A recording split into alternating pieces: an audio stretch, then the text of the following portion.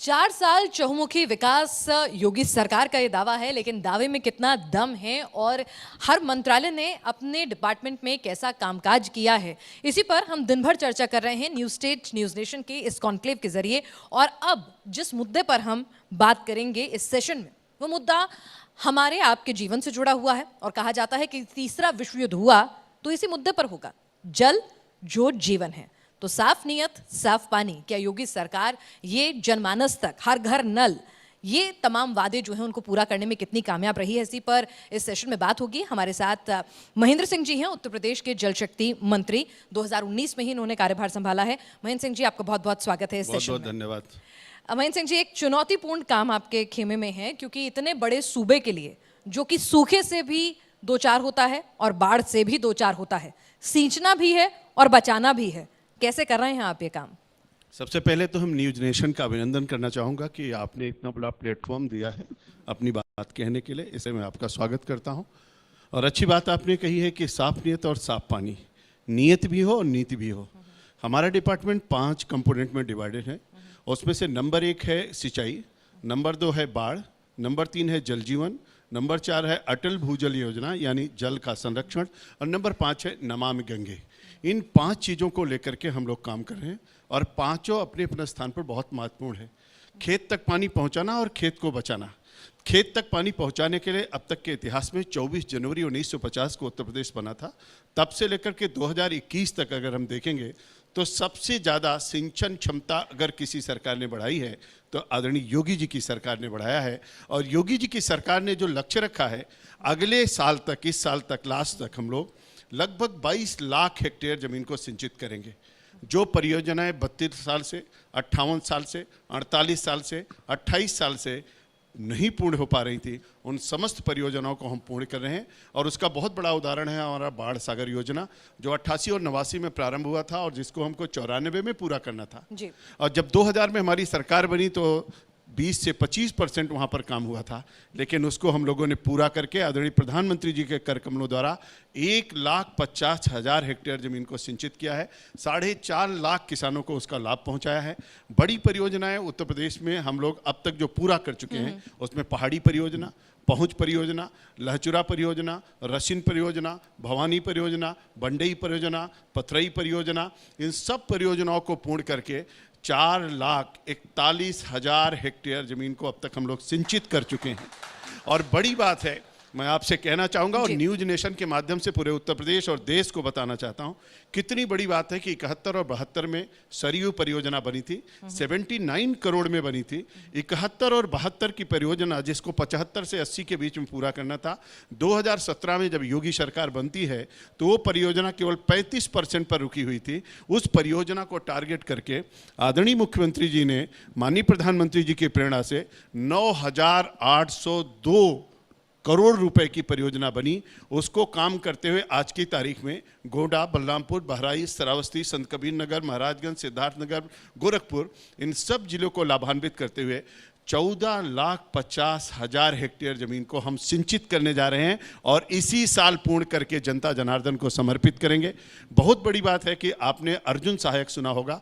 28 साल से जो परियोजना बन रही थी, उस परियोजना को हम लोगों ने पूर्ण किया है। आदरणीय मुख्यमंत्री जी जल्दी उसको देखने के लिए जा रहे हैं। माननीय प्रधानमंत्री जी के कर कमलों द्वारा उसका भी हम लोकार्पण कराएंगे और पूरे बुंदेलखंड को पानी पानी करेंगे। और इसी तरीके से हमारा अमरोहा, बिजनौर, संभल, मुरादाबाद जो मध्य गंगा परियोजना है उसको भी इसी साल पूरा करेंगे। उन सब जिलों में भी पानी पहुंचाएंगे। 1,46,000 हेक्टेयर ज़मीन को सिंचित करेंगे। पूरे उत्तर प्रदेश में जो प्रधानमंत्री जी की इच्छा है, हर खेत तक पानी पहुंचना चाहिए, इसके लिए योगी सरकार ने अब तक 22 लाख हेक्टेयर ज़मीन को सिंचित करने जा रही है। मैं समझता हूं कि आज़ाद भारत में और किसी भी राज्य के लिए सबसे बड़ा तोहफा अगर किसानों को किसी ने दिया है, योगी सरकार ने शायद दिया यही है। वजह है कि किसान आंदोलन में हम जब किसानों को सड़क पर देख रहे हैं, दिल्ली कूच करते हुए देख रहे हैं, तो उत्तर प्रदेश का किसान उस तादाद में नहीं पहुंच रहा है, क्योंकि उस तक साफ पानी भी पहुंचा है और आपकी योजनाएं भी, क्योंकि ग्रामीण विकास भी आपके पास था एक लंबे अरसे तक। निश्चित रूप से मैं आपसे कहना चाहता हूं कि देखिए, हमारा 200 साल पुराना सिंचाई की नहरों की परियोजना है। आज उत्तर प्रदेश में 75 जिले हैं, 75 में से 74 में हम नहर जाल का जाल बिछा रहे हैं। अभी अभी हम लोगों ने, आदरणीय मुख्यमंत्री जी ने 25,050 पुल पुलियों का शिलान्यास किया है। आज़ादी से लेकर के अब तक 200 साल में 70,000 पुल पुलिया बना। उसमें से जो पुल पुलिया टूटते गए, कभी उसका निर्माण नहीं हुआ दोबारा। अभी हम लोगों ने लक्ष्य बनाया है कि 200 सालों में 70,000 पुल पुलिया बना, और हम 100 दिन में 25,050 पुल पुलिया बना करके जनता को देने जा रहे हैं, जिसके माध्यम से 42,000 पंचायतों को लाभ पहुंचेगा।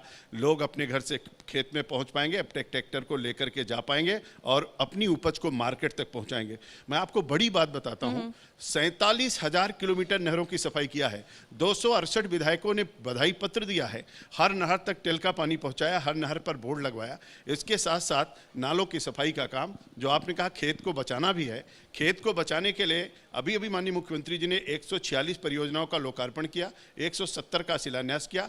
बाढ़ में 2013, 14, 15 में 15 लाख हेक्टेयर जमीन नुकसान में थी। आज की तारीख में योगी सरकार में उस नुकसान को कम करते करते 12,000 हेक्टेयर पे ले आकर के हमने खड़ा किया है। उनका खेत भी बचा रहा हूँ, खेत को पानी भी पहुंचा रहा हूं, उपज का उचित मूल्य भी दिला रहा हूं, और किसानों को हर सुविधा देते हुए उनके कर्जे को भी माफ कर रहे हैं, और प्रधानमंत्री किसान सम्मान निधि से उनके खाते में 6-6 हज़ार रुपए भी पहुंचाने का काम कर रहे हैं। तो हर तरीके से किसान पूरी तरीके से संतुष्ट है, और इसीलिए उत्तर प्रदेश का किसान योगी जी के साथ है, मोदी जी के साथ है। और इसीलिए पंजाब के किसान के साथ उत्तर प्रदेश का किसान जो है वो कम तादाद में वहां दिल्ली पहुंच रहा है कुछ, और यही वजह है कि शायद इतना खुशहाल है। लेकिन विपक्ष कह रहा है, ठीक है, आपने अपने रिपोर्ट कार्ड में तो आपने डिस्टिंक्शन किया, आपने तो 90+ नंबर दे दिए खुद को, लेकिन विपक्ष कह रहा है कि बुंदेलखंड की याद आपको अब आ रही है। अब आपको बुंदेलखंड जो है इजराइल जैसी उसकी भौगोलिक स्थितियां नजर आ रही हैं। अब आप टाइप्स की बात कर रहे हैं जब चुनावी साल में आप जा रहे हैं।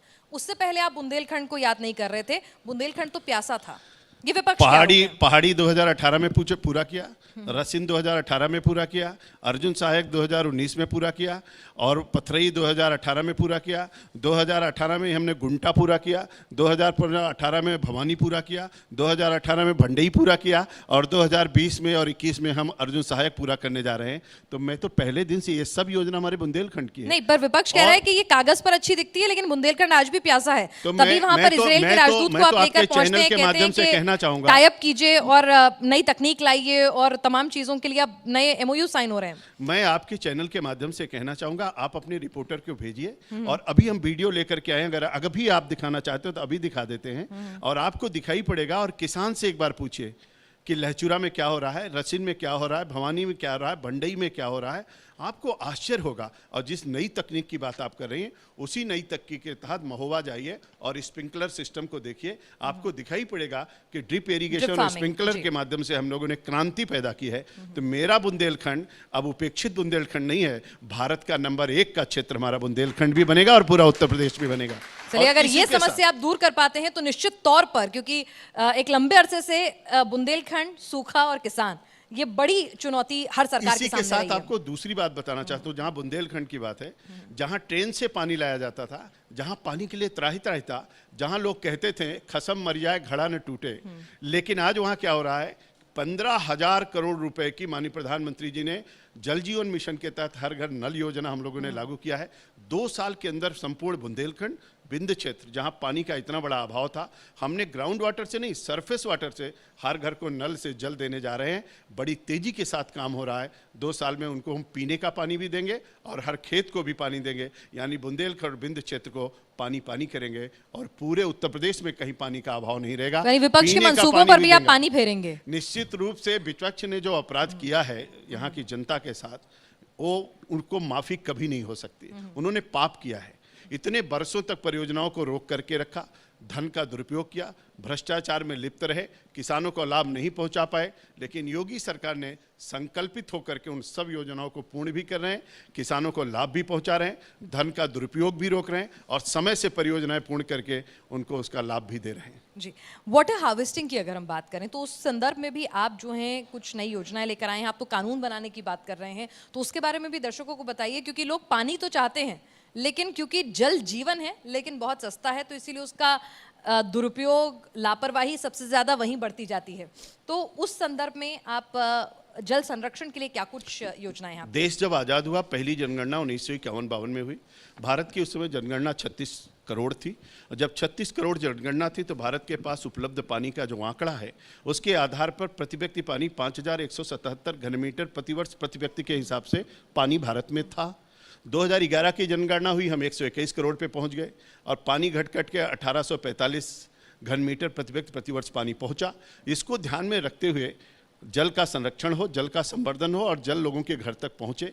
माननीय प्रधानमंत्री जी ने इसके लिए 22 जून 2018 को पत्र लिखा, भारत का आह्वान किया, सभी पंचायतों का आह्वान किया, खेत का पानी खेत में, गांव का पानी गांव में, छत का पानी जमीन के नीचे, यानी जल का संरक्षण हो।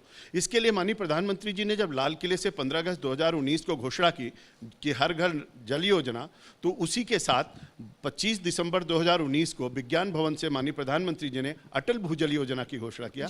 उन्होंने अटल भूजल योजना के तहत जल के संरक्षण की बात की। अभी भी माननीय प्रधानमंत्री जी ने मन की बात में कहा कि ये 2-3-4 महीने जो है बरसात से पहले हमको सब पे पानी पर काम करना चाहिए, जल के जितने स्रोत हैं उनका पुनरुद्धार करना चाहिए जिससे जल संचयन हो सके।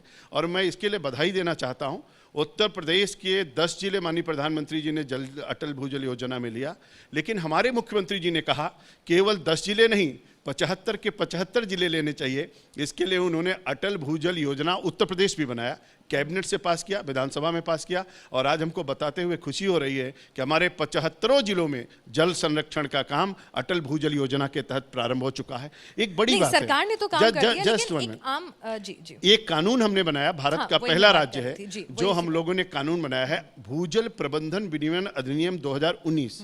उस नियम के तहत अब कोई भी कॉलेज होगा, inter college, degree college, medical college, engineering college, any type of college, government college या निजी कॉलेज, हर कॉलेज को भूजल रेन वाटर हार्वेस्टिंग सिस्टम लगाना अनिवार्य किया गया। हम लोगों ने उसमें कहा कोई भी इंडस्ट्री अगर लगेगी, अगर क्रिटिकल जोन में लगती है तो 150%, 200%, अगर सेमी क्रिटिकल में लगती है तो 150%, जितना पानी आप लेते हो उसका 150% आपको रिचार्ज करना पड़ेगा। और इसी तरीके से हम लोगों ने कहा कि सभी इंडस्ट्री में रेन वाटर हार्वेस्टिंग सिस्टम अनिवार्य रूप से लगाना पड़ेगा। इसके साथ साथ कानून में हम लोगों ने कहा है जो हमारे जल को प्रदूषित करेगा उसके ऊपर 10 लाख रुपए का जुर्माना और 7 साल की जेल का भी उसमें प्राविधान किया, क्योंकि बहुत सारे लोग कचरा डालने के लिए पाइप डाल के बोरिंग करके डाल देते हैं। तीसरा हम लोगों ने प्राविधान उसमें किया कि अब अगर 300 मीटर से ज़्यादा का भवन आप बनाते हैं तो नक्शा पास कराते समय आपको उसके लिए भूजल योजना के तहत rain water harvesting system adopt ही करना पड़ेगा। चौथा हम लोगों ने कहा कि चाहे थाना हो, चौकी हो, CDO office, BDO office, DM office, any type of office, चाहे स्टेट ऑफिस और सेंट्रल ऑफिस, हर ऑफिस में आपको रेन वाटर हार्वेस्टिंग सिस्टम अनिवार्य रूप से लगाना पड़ेगा। हम जन जागरण कर रहे हैं, हम पानी समिति बना रहे हैं, हम एनजीओ को लगा रहे हैं, हम पीजोमीटर लगा रहे हैं, 6000 पीजोमीटर उत्तर प्रदेश में, जिसके तहत आप हर 12 घंटे बाद देख सकते हैं कि हमारा जलस्तर कितना नीचे गया और कितने ऊपर आया। इसके लिए हम पीजोमीटर की व्यवस्था कर रहे हैं। इसी के साथ साथ जितने लोग घर बना रहे हैं उनका आह्वान कर रहे हैं कि अगर आप 1.5 लाख में समरसेबुल लगा सकते हो तो 35,000 में रेन वाटर हार्वेस्टिंग सिस्टम लगा करके छत का पानी जमीन के नीचे लाइए। 20,000 तालाब बनाया, 15,000 तालाब इस बार बन रहा है। 5 बड़ी नदियों का जीर्णोद्धार किया, 15 बड़ी नदियों का जीर्णोद्धार हो रहा है। रिकॉर्ड तो ऐसा है कि लगता नहीं कि कहीं रुकने वाला है, इतना काम आपने कर दिया। अगले 5 साल, ये मंत्रालय बना 1 साल पहले, कि आपने इतना काम कर दिया, अगले 5 साल के लिए कुछ छोड़ेंगे कि नहीं? देखिए लिस्ट बहुत इंप्रेसिव है, तो पहले से प्रारंभ था। लेकिन 1 साल में मंत्रालय गठन हुए 1 साल और योजना इतनी कि 365 दिन भी कम पड़ जाए गिनने के लिए। देखिए, भारत सरकार ने 5 नदियों के लिए पुरस्कार दिया, जिन नदियों का जीर्णोद्धार किया। 15 पे काम चल रहा है। मैं आपसे कहना चाहता हूं किसी को बुला के दिखाइए, जितने कुएं थे पट गए थे, अब कुओं का छुई और चौकी नहीं बना रहे, कुओं को पाताल से कनेक्ट कर रहे हैं, उसको पुनर्जीवित कर रहे हैं, मिट्टी निकाल करके पाताल से कनेक्शन, जिससे सीधे वाटर रिचार्जिंग हो सके। 25 करोड़ पेड़ पिछली बार लगे, वृक्षारोपण का बृहद अभियान चलाया। तो यानी हम लोग खेत का पानी खेत में, पेड़ पे मेड़ पे पेड़। अभी देखिए, आपके लिए बहुत ज्यादा टेस्ट जो है बहुत दूर नहीं है, क्योंकि अभी थोड़े ही दिनों में गर्मी जो है प्रचंड होगी, पानी की किल्लत होगी, और उसके बाद आपके जो तमाम दावे हैं उनका लिटमस टेस्ट जो है बिल्कुल सामने होगा। मेरा टेस्ट 4 साल का हो चुका है। 4 साल में बुंदेलखंड से पूरे उत्तर प्रदेश से पानी के लिए एक भी आवाज आई नहीं है, आपकी भी आवाज नहीं आएगी। योगी सरकार जनता को समर्पित है, जनता हमारे लिए जनार्दन है, उसकी सेवा में हम रत हैं, कहीं से उनको पानी का कोई संकट नहीं आने देंगे। हर तरीके से हम लोग तैयार हैं। चलिए, तो यहाँ मंत्री जी तैयार हैं, तो जनता जो है अब प्रचंड गर्मी में पानी की समस्या से दो चार नहीं होगी, ये उनका पूरा आश्वासन है। लेकिन कई जगह अभी भी खारा पानी, नोएडा के लोग बाशिंदे बड़े परेशान रहते हैं, और हम फिल्म सिटी में तो हमारा ही वास्ता पड़ता है, तो सारे मीडिया वाले फिल्म सिटी नोएडा में ही बसे हुए हैं, तो ये गंगा वाटर वहां पर पहुंचने में इतना देर क्यों लग रही है? आप चिंता मत करिए, हम लोगों ने इसकी व्यवस्था किया है। आर्सेनिक, फ्लोराइड, हाँ, खारा पानी हाँ। और इसके साथ जेई और एईएस, इनको सबको प्राथमिकता दे रहे हैं। जहां ग्राउंड वाटर गड़बड़ है वहां हम सरफेस वाटर ले रहे हैं। इसीलिए बुंदेलखंड के बहुत क्षेत्रों में हमने सरफेस वाटर की स्कीम बनाई है। हमारा बलिया आर्सेनिक प्रभावित है, हम सरफेस वाटर ले रहे हैं। हमारा मथुरा खारा पानी से प्रभावित, हम वहाँ पे सरफेस वाटर ले रहे हैं। हमारा ये बगल में उन्नाव है, वहाँ आर्सेनिक और फ्लोराइड है, वहाँ हम सरफेस वाटर ले रहे हैं। आपने जितनी एरिया बताया उनको सबको चिन्हित कर लिया है, वहाँ हम सरफेस वाटर लेंगे। जहाँ ग्राउंड वाटर वहाँ ग्राउंड वाटर लेंगे, सबको शुद्ध पानी पिलाएंगे और हर घर तक पानी पहुंचाएंगे। मोदी जी के सपनों का भारत और योगी जी के सपनों का उत्तर प्रदेश बनाएंगे और सबको शुद्ध पानी पीने की व्यवस्था कराएंगे। तो नियत साफ है और साफ पानी घर तक पहुंचेगा, ये वादा है, और इसका टेस्ट जो है हाल के दिनों में होगा। लेकिन आप जो हैं वो संगठन से भी जुड़े रहे, असम के राज्य प्रभारी रहे। मेरे 3 कंपोनेंट रह गए हैं। नमामि गंगे मेरा रह गया है, नमामि गंगे रह गया है, बहुत तो लेकिन important आपके साथ तो फिर मुझे घंटे भर का सेशन करना चाहिए। यहाँ मेरे पास अभी 10 मिनट है, तो मुझे और भी बातें करनी है इतना आपसे। काम एक डिपार्टमेंट ने किया है उत्तर प्रदेश में हाँ। अब तक की आजादी से लेकर के आज तक का। अगर आप ब्यौरा लेंगे और तुलनात्मक अध्ययन करेंगे तो आपको ताजुब होगा कि क्या इतना काम हो भी सकता है। और नहीं, मैं मुझे तो नमामि ये गंगे ताज्जुब हो रहा है कि मंत्रालय का गठन अभी हुआ है और इतने सारा काम मैं हो रहा है। नमामि गंगे के लिए आपको कहना चाहता हूँ, गंगा मैया 2500 किलोमीटर भारत में बहती हैं, जिसमें से 1250 किलोमीटर केवल उत्तर प्रदेश में बहती हैं। और इस 1250 किलोमीटर में लोगों ने कहा सबसे ज़्यादा गंदी गंगा मैया अगर कहीं है तो कानपुर में है। आदरणीय प्रधानमंत्री जी ने कहा मैं कानपुर में ही बैठक करूंगा, और नमामि गंगे की बैठक उन्होंने कानपुर में करने के लिए आए। आज मुझको बताते हुए खुशी हो रही है, 128 साल पुराना नाला, जो एशिया का सबसे बड़ा नाला, 1 करोड़ 40 लाख लीटर प्रतिदिन जिसमें डिस्चार्ज आता था, उस नाले को हमने टैप किया, बंद किया, एसटीपी को चलाया। आज हमारी 45 में से 16 एसटीपी बन गई, 22 एसटीपी बन करके तैयार होने वाली है। 7 पर हमारा आगे का काम चल रहा है और पूरे 35 बड़े घाट हम लोगों ने बनाए। गंगा यात्रा निकाली, लोग अपनी राजनीति के लिए यात्रा निकालते होंगे, पहली बार प्रधानमंत्री की राजनीति प्रेरणा गंगा से से जुड़ी हुई हो तो फिर यात्रा गंगा की भी निकल सकती है। नहीं, गंगा आस्था में राजनीति नहीं है, इसीलिए महाकुंभ हुआ। लोगों ने देखा नमामि गंगे का परिणाम, 24 करोड़ लोग आए, 72 देशों के लोग आए, आचमन किया, जलपान किया, स्नान किया और ऊपर से पुष्प वर्षा का आनंद लिया और अपने अपने घर गए। और उस आनंद की अनुभूति इसलिए हो पाई कि गंगा निर्मल थी, गंगा अविरल थी, गंगा स्वच्छ थी। इसीलिए हम कहते हैं गंगा तो दर्शनात् मुक्ति। आज गंगा को आप चल करके देखिए, तो कोई काम बचा है मंत्री जी? न्यूज नेशन नहीं, के कोई काम लोगों को बचा मैं है? कहना मुझे तो ये चाहता लग रहा है हूँ, कि गंगा भी साफ हो गई, पानी भी पहुंच गया, जल इसीलिए भी आ गया, नल भी आ गया। न्यूज तो मंत्री नेशन जी का आगे मैं क्या आह्वान करेंगे करना अगले चाहता साल? हूँ, न्यूज नेशन के अपने अच्छे रिपोर्टर्स को मैं आह्वान करना चाहता हूँ। अभी थोड़े दिन पहले बरसों बाद गंगा में डॉल्फिन दिखी है, बरसों बाद गंगा में डॉल्फिन दिखी। बरसों बाद आप कानपुर के झरनों में जाइए, अब आपको मछली और कीड़े मकोड़े दिखेंगे, जीव नहीं दिखते। क्यों? क्योंकि वहाँ पे ऑक्सीजन नहीं था। आज डीओ पूरी तरीके से हम मेंटेन कर रहे हैं, डिजॉल्व ऑक्सीजन फिट है, बीडीओ हमारा ठीक है, कोलीफॉर्म हमारा कम हो रहा है। तो गंगा को आप बिजनौर से लेकर के बलिया तक जरा आकलन करके देखिए, 400 नाले थे, 250 टैप किया, आगे टैप की कार्रवाई चल रही है, एसटीपी बना रहे हैं, नाले को टैप कर रहे हैं, गंगा के दोनों तट पर जैविक खेती का प्राविधान कर रहे हैं, फलदार वृक्ष लगाए जा रहे हैं, गंगा चबूतरा बन रहा है। 148 पंचायतें हैं जहां ओडीएफ प्लस हो चुका है, 21 नगरीय क्षेत्र है वहां ओडीएफ प्लस हो गया। कुछ तो छोड़ दीजिए, पूरी कुछ तो तरीके छोड़ दीजिए, से आने वाले 5 साल अविरल के लिए तो गंगा, वोट मांगने निर्मल हैं। गंगा, अगर इसी के काम ही साथ नहीं रहेगा, राहुल गांधी तो मंत्रालय को लेकर कहते रहते हैं कि और बनना चाहिए, ये उसमें इंक्लूड होना चाहिए। अगर आप इतना सारा काम अभी कर देंगे तो फिर मंत्रालय ही नहीं रहेगा ये। देखिए, राहुल के समझ में तो कुछ आने वाला नहीं है। अच्छा, उनकी समझ के ये सब बातें परे हैं। वो ये सब क्या होता है, अब जैसे मोदी जी कहते हैं गंगा आस्था और अर्थ का केंद्र है, इसका संगम होना चाहिए। तो आस्था और अर्थ अगर ये राहुल को आप बताएंगे, बरसीन और सोया मेथी को पास में रखेंगे और बरसीन के साथ सोया मेथी को लगाएंगे और राहुल से पूछेंगे कि इसमें बरसीन कौन सी है और मेथी कौन सी है, तो नहीं बता पाएंगे बेचारे, उनके बस की बात नहीं है। इसलिए उनको इसमें इन्वॉल्व करने की ज़रूरत नहीं है। इसका समझने के लिए तो आदरणीय प्रधानमंत्री नरेंद्र भाई मोदी ही माँ गंगा को भी समझते हैं, भारत माता को भी समझते हैं। इसीलिए जब प्रधानमंत्री ने, राष्ट्रपति जी ने कहा कि शपथ लीजिए, तो मोदी जी ने कहा पहले गंगा यात्री कर आरती करेंगे, उसके बाद शपथ लेंगे। हाँ, माँ गंगा ने बुलाया था वो तो। निश्चित रूप से, लेकिन एक मिनट महेंद्र जी, अब आपने अपना लेखा जोखा लंबा चौड़ा दे दिया। कुछ सवाल मेरे भी देखिए, अभी बाकी उसको अगली बार के लिए भी कुछ छोड़ दीजिए ना, मैं कह रही हूँ। अब जरा मुझे थोड़ा मौका दीजिए, कुछ सवाल मेरे भी बाकी हैं, क्योंकि अगर ये फहरिस्त खत्म नहीं होगी तो मेरे सवालों की फहरिस्त जो है वो बची रह जाएगी। जरा ये बताइए मुझे कि आपने एक आदेश अपने अधिकारियों को दिया था, जिसको लेकर आप सवालों के घेरे में भी आए थे, कि बाढ़ रोकने के लिए नदियों की पूजा जो है वो नियमित पूजा की जाए।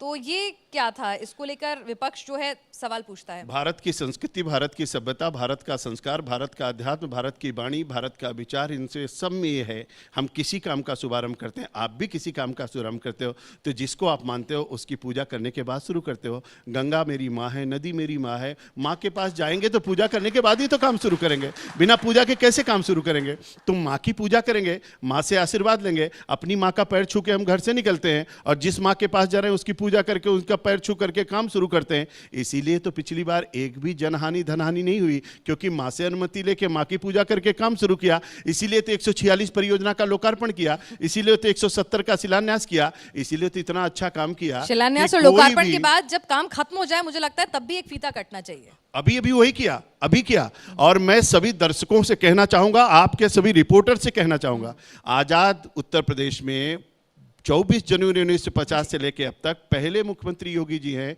जो बाढ़ के बाद उन सब कामों का लोकार्पण किया। फीता काटे और विधायक, सांसद और जनता वहां उपस्थित रही और उन्होंने देखा कि मेरा काम कैसा है। बाढ़ में लोग कहते थे बह गया, हमने बहाया नहीं, हमने कहा आप देखो कि बाढ़ के बाद भी काम है कि नहीं है। उसमें 146 परियोजनाओं का लोकार्पण हुआ बाकायदे। और मैं आपसे कहना चाहता हूं, आपके सामने बैठ के कहना, पहली बार आप उठा के रिकॉर्ड देख लीजिएगा, हमेशा काम शुरू होता था अप्रैल और मई में। पहली योगी सरकार है जिन्होंने, हम लोगों ने तय किया आप काम शुरू करेंगे जनवरी में, क्योंकि लोग कहते थे अब तो बाढ़ आ गई, पानी आ गया, काम कैसे काम कर पाएंगे। हमने कहा है कि 15 मई तक सभी बाढ़ के काम पूरे हो जाएंगे।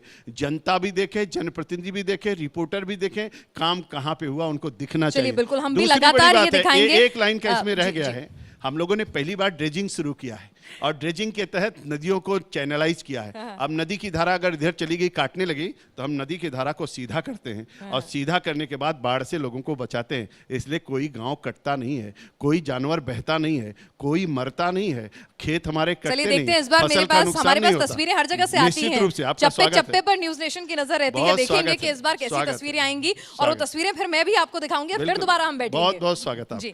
अच्छा, अब बात रही आपके मंत्रालय की, उसका रिपोर्ट कार्ड आपने शानदार दिया है, लेकिन अगर हम बात करें, क्योंकि आप 2016 में असम के प्रभारी भी रहे थे और अभी चुनाव भी आ रहे हैं और आपका तो एक अच्छा सक्सेसफुल ट्रैक रिकॉर्ड रहा है, अगर मैं आपसे कहूं इस बार के मौजूदा हालात को देखते हुए, जब एनआरसी सीए लागू हुआ है, तो उस सब को देखते हुए असम में इस बार आपकी पार्टी की स्थिति क्या कुछ है? देखिए, इतना काम प्रधानमंत्री नरेंद्र भाई मोदी ने किया पूरे नॉर्थ ईस्ट के लिए। क्या आसाम को तो स्वर्ग बना दिया। जब मैं 14 में गया था प्रभारी बन के, तो वहाँ पर केवल 12 फ्लाइट लैंड करती थी, टेक ऑफ करती थी। आज की तारीख में 170 फ्लाइटें वहाँ से टेक ऑफ और लैंडिंग हो रही है। 170, 12 से 170 पहुँचा। और 1-2 पुल केवल नदी पे था, ब्रह्मपुत्रों पे। आज 8 बड़े ब्रिज बना दिए। जिस सिलचर बराक वैली को जोड़ने के लिए आज़ादी के इतने साल बीत गए, लोग इंजन और ट्रेन नहीं देखे थे, वहाँ ट्रेन चला दिया। पूरे आसाम के अंदर हर जगह आप जहां जाइए, road connectivity, rail connectivity, air connectivity आपको मिलेगी।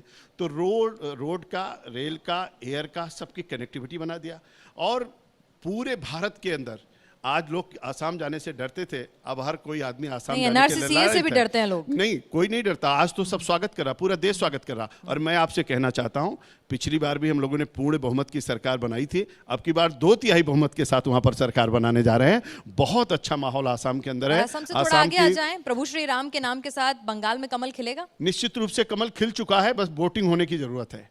वहाँ की जनता तैयार है और उतावली है जनता की, जल्दी से जल्दी वोटिंग हो और हम कमल का फूल खिलाएं और भाजपा की सरकार बनाएं। यहाँ पर माँ काली की कृपा से, भगवान श्री राम की कृपा से और यहाँ पर माँ कामाख्या की कृपा से, दोनों स्थानों पर और जहाँ जहाँ चुनाव रहा सब जगह बहुत अच्छा प्रदर्शन पूरी तरीके से सरकार बनने जा मंत्री रही जी है। के राज में सब अच्छा ही अच्छा है और सब पॉजिटिव ही पॉजिटिव है। और इसी नोट पर हम यहाँ पर आपसे इस चर्चा को, सेशन को यहाँ खत्म करते हैं और दोबारा एक बार फिर से आपके साथ विचार विमर्श होगा जब आने वाली गर्मियों में एक रियलिटी टेस्ट होगा मंत्री जी के कामकाज का। रिपोर्ट कार्ड उन्होंने रखा है, योजनाओं के नाम गिनवाए हैं, लेकिन जनता जनार्दन को अपनी कसौटी पर परखना है कि साल 2022 में विरोधियों के जो आरोप हैं वो ज्यादा भारी पड़ते हैं या फिर इनके किए गए काम। देखिए, बहुत अच्छी बात आपने कही है। हमने दीपोत्सव दिया है, हमने रंगोत्सव दिया है, हमने विवाहोत्सव दिया है, हमने दीपोत्सव के माध्यम से दुनिया को दिखाया है, हमने प्रयागराज को वापस लौटाया, हमने अयोध्या को वापस लौटाया है, यानी उत्तर प्रदेश के मान सम्मान स्वाभिमान को एक बार फिर से बनाया है। और जिस तरीके से निवेश हो रहा, $1 ट्रिलियन